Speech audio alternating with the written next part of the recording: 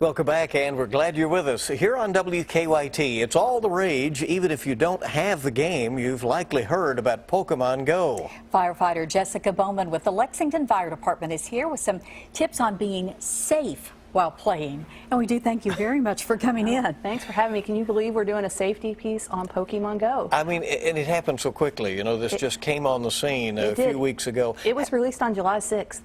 Amazing, isn't it? How is it played for those who are not familiar? Okay, so Pokemon Go is an augmented reality game that allows you to play a virtual game in your real world environment. So there's actually an overlay on your map. Now you have to have a smartphone for this, but there's an overlay. It utilizes your phone's GPS, and little Pokemon monsters appear, and you go out, you walk around, and you catch them.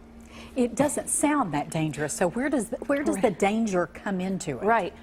So people tend to get a little bit of tunnel vision when they're playing, and they lose their situational awareness. So I think we might have a picture at some point that shows there's a Pokemon in the middle of the street, and people will just walk out into the street after it, and they're not paying any attention to the fact that there are cars coming.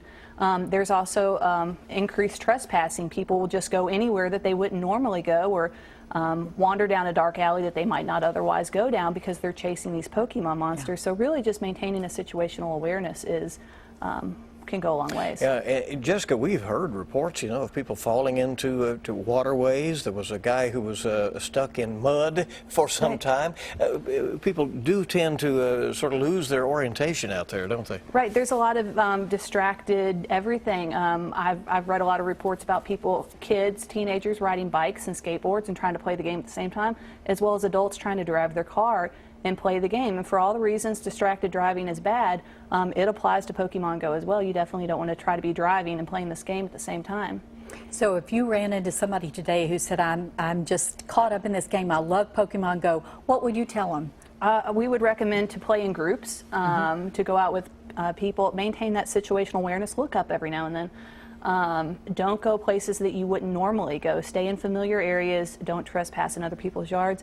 And there's another thing I'll mention real quick called luring, and it's a part of the game that's intended to be like a good way to kind of power play. And but people a little more criminal-minded have used this luring on the game to pull people to a particular area and then to mug them or to commit some sort of crime against them. So just stay in places that you're familiar with is a good tip of advice. That sounds like a good rule of thumb, certainly. Thanks for coming in, as always. We appreciate it. Good information, and I hope people play safely out there. Right.